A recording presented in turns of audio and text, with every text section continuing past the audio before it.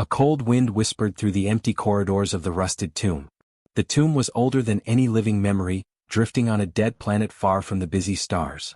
Its metal walls were scarred and corroded, and the floor was littered with broken machines that had not moved for thousands of years. Inside, in the deepest chamber, something slept. Or at least it seemed to sleep. The Dragon Queen lay still, her massive body coiled in the shadows. Her scales, once bright with color, were dulled by centuries of darkness. Her wings, folded around her like a shield, were thin and fragile. Even her eyes, closed for millennia, seemed heavy with time itself. 2,000 years had passed since the chains had taken her freedom, and yet some spark of life remained in her chest. It was a faint pulse, almost like a whisper in the vast emptiness. Outside the tomb the human arrived. His name was Rylan, a salvage explorer who drifted from planet to planet, looking for old technology to sell. He did not expect to find much on this dead world. Most would have said it was worthless, a tomb lost in space. But Rylan had a strange habit of listening to what others ignored. And in the silence of the tomb, he heard something, a low, almost musical vibration that made the air hum. He paused. The sound was not like the wind. It was not the rust moving. It was alive.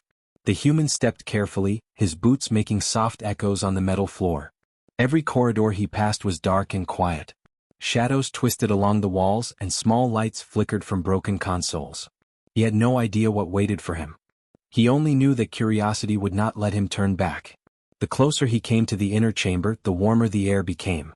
The hum grew louder, and it seemed to speak directly to him, though no words were spoken. Rylan felt a strange pull, a sense that something old and powerful was watching. Finally he reached the massive door at the end of the hall. It was covered in rust and deep scratches, as if many hands had tried to open it over the centuries. Rylan ran his hand along the surface. He noticed strange markings, almost like a language, carved into the metal. He did not understand the symbols, but he felt their weight. The chains inside had not been broken by time. They were made from an alloy unknown to modern science, cold and heavy.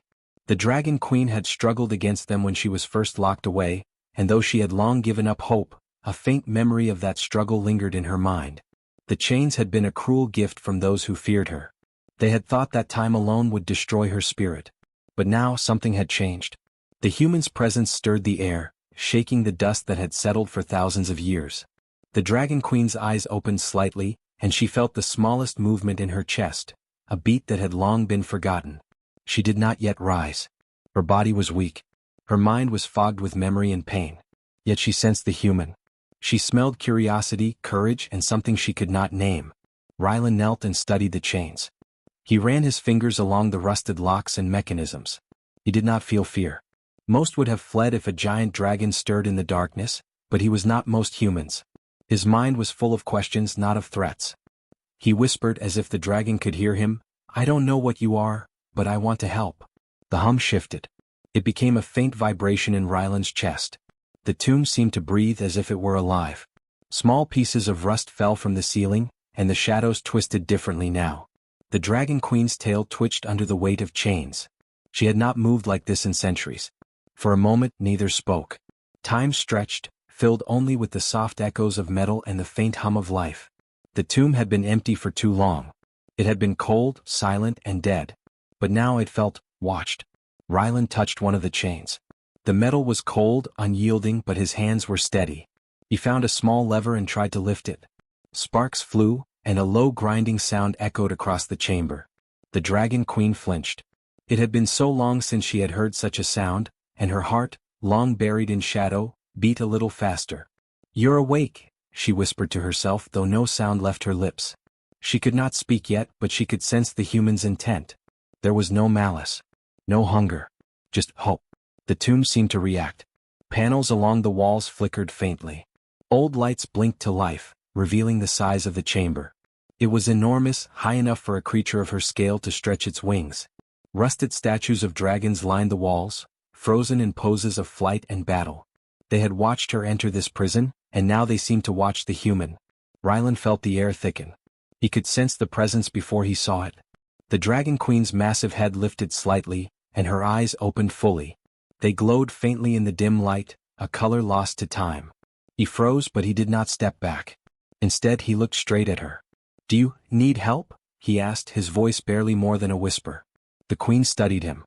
2,000 years of silence, 2,000 years of waiting, and now a human, a small, fragile creature compared to her strength, offered aid without fear. The tomb trembled slightly as if it recognized the choice being made. Rylan worked quickly, not recklessly. Each lock he freed made the queen stir more. Her wings twitched, her tail swished, and the vibration in the air grew stronger. She had been alone for too long. She had forgotten the warmth of hope. Now that spark returned slowly, like the first light of a distant sun. Finally, one massive chain fell with a loud clatter. The sound echoed through the chamber, loud enough to shake loose dust from the ceiling. The Dragon Queen drew a deep breath, her chest rising after centuries of stillness. Her eyes fixed on the human. She did not move yet. She could not. But she was aware. She was alive. And for the first time in 2,000 years, the tomb felt less like a prison. Rylan smiled faintly. "You're not alone anymore," he said. The queen did not answer. She did not need to. The bond had begun. The tomb, once silent and cold, seemed to sigh as if in relief. Somewhere deep inside, life stirred. The first step of a long awakening had begun, and the galaxy, still far away, had no idea that its most ancient power was slowly returning to the stars. The rusted tomb had not breathed in millennia. But now it breathed again. The Dragon Queen's eyes followed every movement of the human. Rylan's hands were steady as he worked, adjusting the ancient locks and studying the rusted panels. Most humans would have turned and run when they saw something so massive and dangerous. But not Rylan. He stayed. He did not tremble. He did not panic. The queen's mind had long been filled with suspicion and caution. She had been betrayed before, tricked by those who feared her power. Every being who approached her tomb over 2,000 years had brought only greed or fear. They wanted her strength. They wanted to see her fall. Most had left quickly when they realized she could still kill them without moving. But Rylan was different. She could sense it. He moved carefully, yes, but without hesitation. He did not speak to her with commands. He did not promise glory or threaten pain. He only worked quietly, almost like he respected the long silence she had endured. "Almost there," he murmured, running his fingers along another chain. Sparks flew as metal ground against metal, and the vibration in the air grew stronger. The Dragon Queen's chest rose slightly with a weak breath. Her body was still fragile, but life coursed through her veins again. The human noticed the faint movement and paused. He did not want to push her too fast. "I don't know if you can hear me," he said softly, "but I am not leaving. I will help you." The queen's mind stirred at his words. She had forgotten how long it felt to hear a voice that did not demand or threaten. For centuries, silence had been her only companion. Now a human, small and fragile, offered her freedom without fear. She could not speak, could not yet move freely, but she watched. She listened. And slowly, the tension that had held her for 2,000 years loosened. Rylan worked on the chains, and the queen began to test her strength. She shifted slightly, stretching her wings a little. Dust and small pieces of rust fell from the ceiling, but she did not care. The tomb was old. It had waited long enough. Now something new had entered. The hum of the tomb grew louder, almost like it responded to her awakening. Rylan felt it in his chest. His heart beat faster, not from fear but from wonder. The queen's presence filled the space, and he understood for the first time the stories of dragons. They were not myths. They were living power, old and vast. Still he did not run. Even when her tail flicked across the floor, sending a small wave of dust and metal scraps in the air, he stayed. Even when her eyes glowed faintly in the dim light, a color that time had not stolen, he stayed. He understood something simple: she was alive, not a threat. Yet. The queen tested another chain. Her claws, though weak, scratched the floor slightly. Sparks flew and the vibration grew stronger. The human did not move. He watched carefully, waiting, learning.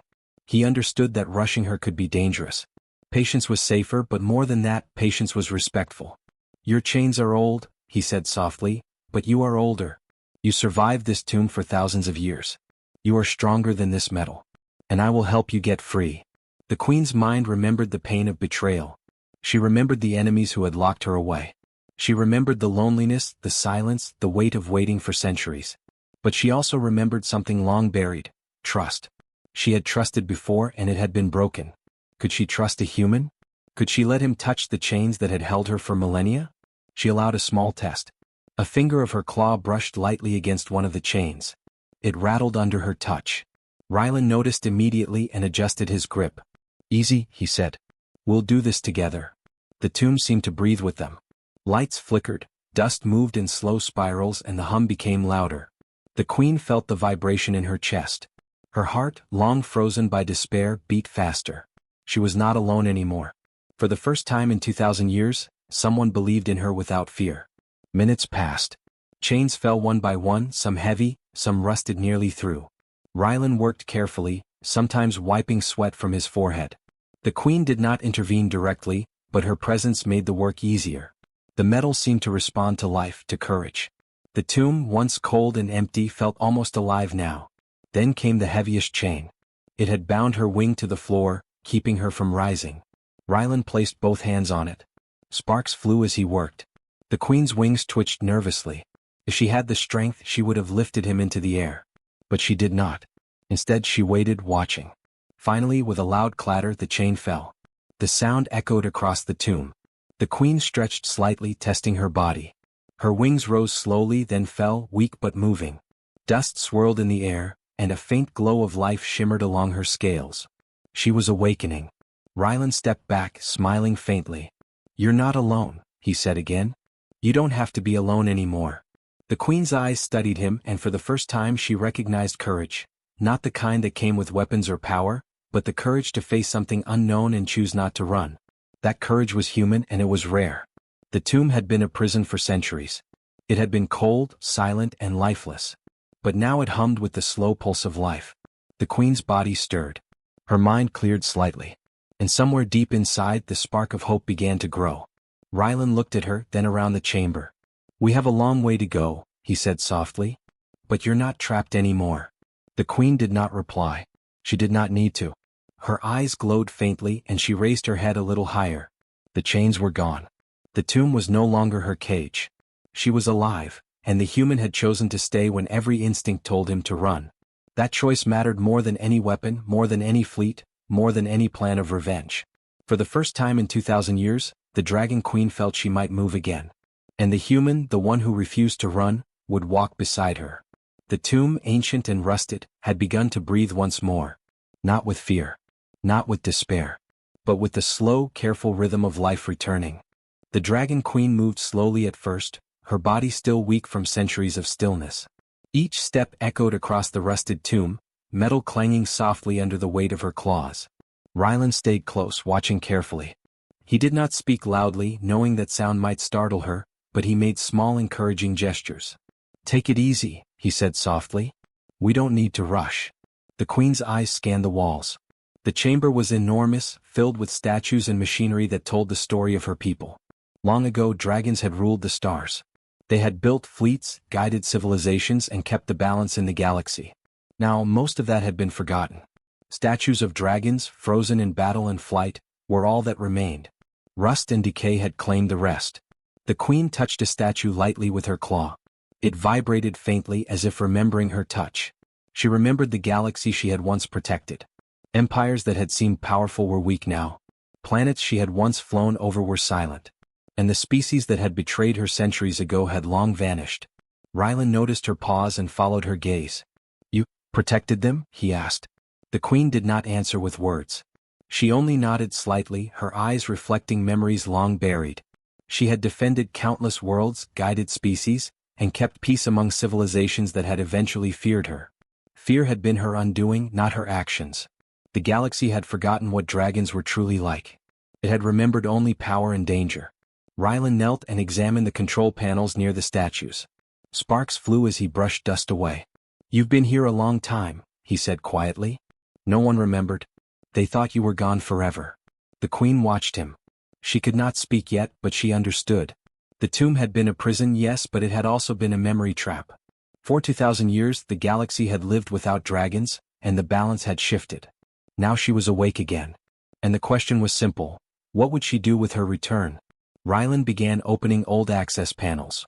He studied the maps inside, noticing the signals of planets that were still alive and those that had gone dark. "The galaxy thinks you're dead," he said softly. But they were wrong. The queen flexed her wings slightly. The movement was slow, careful, but it was progress. She could feel the energy returning to her body. Her scales gleamed faintly under the flickering lights. The hum in the tomb grew louder.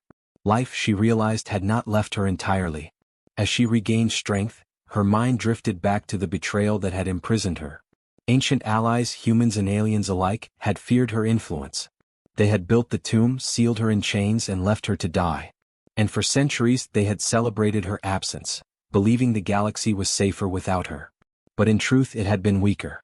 Civilizations had fallen apart without dragons to guide them. Wars had erupted. Worlds had been lost. Rylan noticed her stare and understood that she was thinking. "I don't know your history," he said softly. "But maybe it's not too late to fix it." The queen lifted her head higher, her eyes glowing brighter. She could remember the humans she had protected long ago. They had been small, fragile and curious just like this one. Unlike most creatures, they did not always fear her. Some had trusted her. And one of them was standing here now. Slowly she spread her wings. They were weak, tattered in places, but the motion itself was enough to shake loose centuries of dust. The tomb hummed with energy. Sparks flew from broken machinery as if the chamber itself acknowledged her awakening. The queen flexed her claws and lifted one foot. For the first time in millennia she moved freely. Rylan smiled faintly. "You're stronger than you think," he said. "And you're not alone." The queen's mind raced. If she returned to the galaxy as a force of power, she could destroy anything that opposed her. But that was not what she wanted.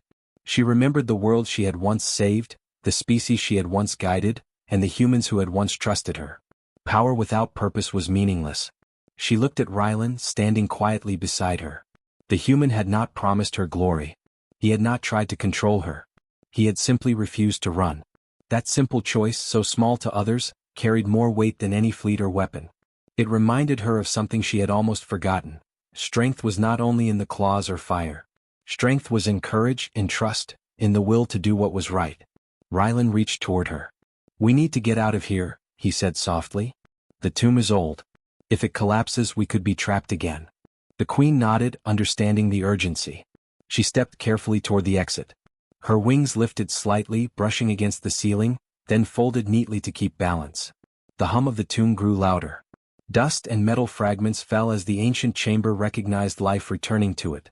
They moved slowly, carefully through the halls. Statues seemed to watch them, frozen dragons observing the new path of the living queen. She remembered them all, the ones who had flown before her, the ones who had protected the galaxy.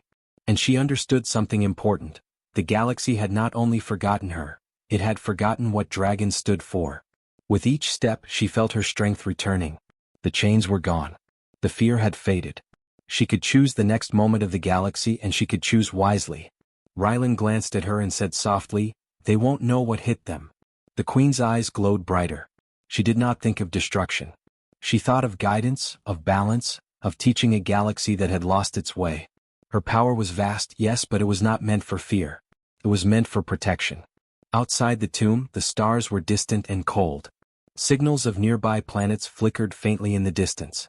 Rylan activated his ship's sensors and scanned the area. "We're not alone out here," he said. "But no one can stop you now. You're awake." The queen stretched her wings fully. Though weak, the motion carried authority. She could feel life in her muscles, the pulse of energy that had not left her for 2,000 years. The galaxy, she realized, had forgotten dragons. But she remembered it all. And she would teach it again. The tomb, once dead and silent, now vibrated with the slow rhythm of awakening. The Dragon Queen moved carefully, guided by the human who refused to run. Together, they would step into a galaxy that had forgotten her, and she would remind it what dragons were truly meant to be, guardians, not monsters. The stars waited silently. And for the first time in centuries, the Dragon Queen and a human were ready to return. The Dragon Queen rose fully now, her wings stretching wide though weak spots marked her centuries of imprisonment. The tomb behind her groaned and shook slightly as if it were relieved to release her at last. Dust swirled in the air and sparks flew from broken consoles. The human, Rylan, watched carefully but did not hesitate to step beside her. He understood that her next choice could shape not only their fate but the fate of the galaxy itself. Rylan gestured toward the stars. "You have strength. You could take revenge on those who betrayed you. You could reclaim the galaxy with fire." The queen's eyes glowed faintly, reflecting the distant stars. Her mind drifted back to the past, the betrayal that had locked her away for 2,000 years. She remembered the allies who had turned against her, the fleets that had hunted her, the civilizations that had feared her might. She could feel the anger, the longing for revenge, bubbling in her chest. But as she looked at Rylan, she felt something else, a quiet strength she had almost forgotten. This human, small and fragile compared to her vast power, had entered her tomb without fear. He had not promised her glory or power. He had only offered help and stayed when others would have run. That choice, so simple, carried more weight than any weapon or fleet she could summon. The tomb's hum seemed to pulse with her thoughts. Sparks from broken machinery flickered like distant stars. She flexed her wings, testing her strength. Her claws dug into the floor, leaving shallow marks, and her tail swished cautiously. She was awake, alive, and powerful. Yet she understood that her power alone could not shape the galaxy the way she wished. Rylan stepped closer. "If you fight them you will win," he said softly. "But what then? Do you want to be feared or remembered?" The Queen's mind paused. Memories of destruction flashed before her eyes. Burning planets, fleeing civilizations, screams of fear. She remembered how it had felt to command respect through terror. And then she remembered the moments of protection. The world she had shielded, the species she had guided, the lives she had saved. Power without purpose was empty. Fear was easy. Respect was earned. She lowered her wings slightly and lifted her head higher. Her choice was forming, like a star emerging from darkness. She could destroy those who had wronged her. She could make the galaxy tremble. But that was not the life she wanted. That was not the legacy she had dreamed of. She remembered the quiet courage of the human beside her, the one who refused to run.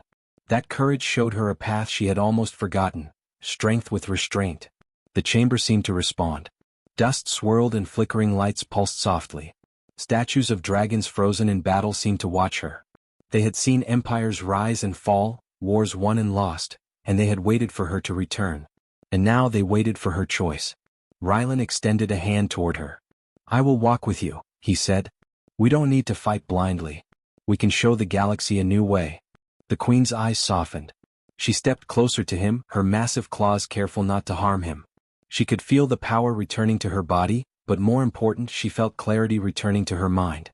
The galaxy had expected her to rage, to burn, to seek vengeance. Instead, she would show restraint. She would show that dragons could protect rather than destroy, guide rather than conquer. Outside the tomb, the stars gleamed cold and distant. Signals of distant civilizations flickered faintly in the dark. The human beside her checked his instruments.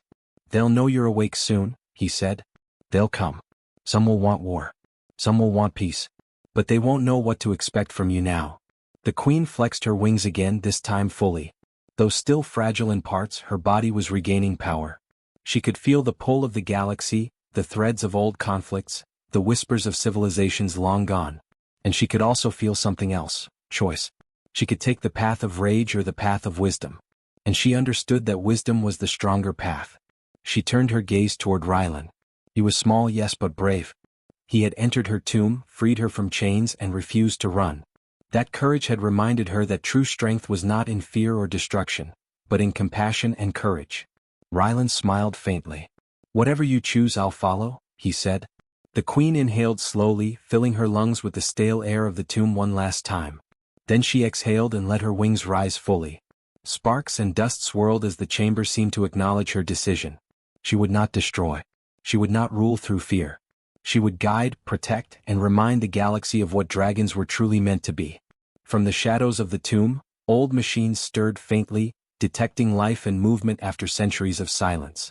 The Dragon Queen's choice had awakened more than just her body. It had awakened the tomb itself. And as she stepped toward the exit, each footfall was measured, deliberate, filled with purpose. Rylan followed closely, keeping pace but not leading. He understood that the Queen was the one making the choice. He was only a companion, a witness, and a guide if needed. Together they walked toward the light of the tomb entrance. The stars outside glittered like a million eyes watching, waiting to see what she would do. The Queen's mind reflected on the centuries of silence, the betrayal, and the loneliness she had endured. 2,000 years had changed her, but they had not broken her. She was still a Dragon Queen, still vast in power, still capable of commanding awe. But now she was also wise. She had chosen restraint. She had chosen guidance. She had chosen the path of life, not death. As the tomb doors creaked open, the cold light of distant stars spilled inside. The Dragon Queen paused at the threshold. She looked down at Rylan, then out at the vast emptiness of space. This was not the galaxy she had left. Much had changed. Empires had risen and fallen. Worlds had been lost. And yet, some things remained, hope, courage, and the spark of life that refused to die. She stepped fully into the open, her wings lifting gently. Dust and metal swirled in her wake. The tomb, once a prison, was now empty and silent again. But she was free and her choice had been made. Rylan smiled. The galaxy won't know what hit them, he said again, but this time it was not fear. It was excitement. The queen's eyes glowed brighter. She did not think of war or vengeance. She thought of protection, guidance, and teaching the galaxy a lesson it had forgotten. Dragons were guardians, not monsters. And so, with the human who refused to run by her side, the Dragon Queen stepped into the galaxy once more. She was broken by time, yes, but stronger in spirit. The choice had been made. And the stars would watch as she shaped a new future. The Dragon Queen flew slowly above the planet's surface, her wings stirring the thin clouds below. Rylan followed in his small shuttle, keeping pace as best he could. Below, cities sparkled faintly in the evening light, unaware that a force from the past had returned. The galaxy had forgotten dragons and humans had long believed they were myths. But now, one dragon had awakened, and beside her was a human who had dared to stay when others would have run. The queen's eyes scanned the horizon. She had power enough to strike fear across the worlds below. She could sweep through the skies and demand obedience. She could reclaim what had been lost. Yet, as she looked at Rylan, she remembered her choice. She would not destroy. She would guide. She would protect. Strength was not about domination. It was about courage, patience, and compassion. Rylan spoke softly through the ship's communicator. You could show them what dragons are, he said. Not just their power but what they can mean to the galaxy. The queen flexed her wings and rose higher. Memories of centuries spent in silence flowed through her mind. She remembered betrayal, loneliness, fear, and loss. But she also remembered hope. Hope had returned with this human, small and fragile, yet brave enough to enter her tomb and refuse to run. That hope was the seed of something greater than power. It was the seed of respect. The first planet they approached was a small colony that had once been under her protection long ago.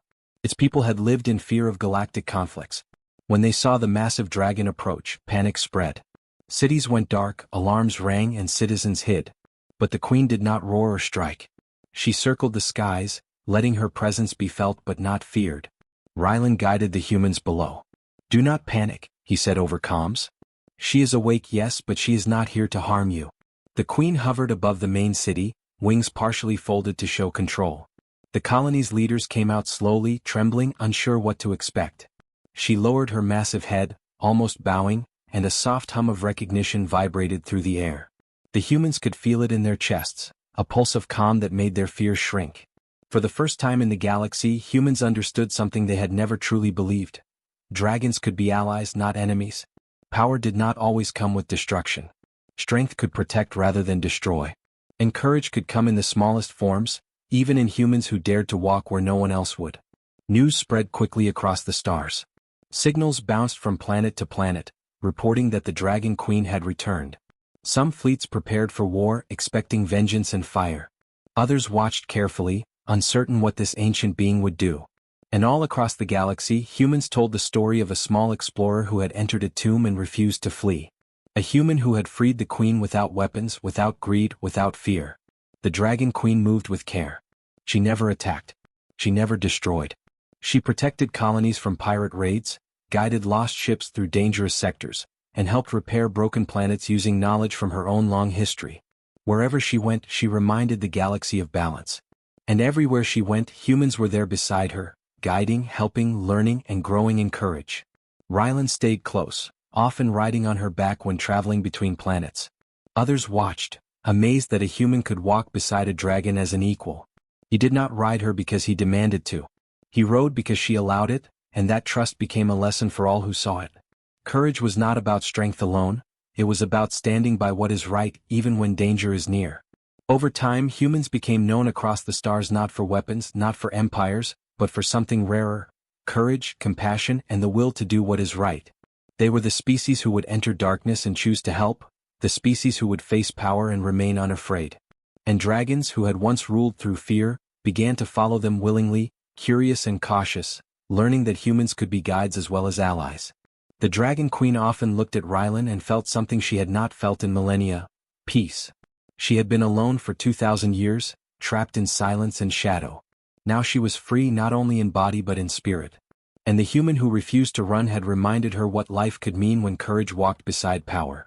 In the skies above the galaxy, stars glittered like distant fires. Ships moved between planets, unaware of the subtle balance that now existed.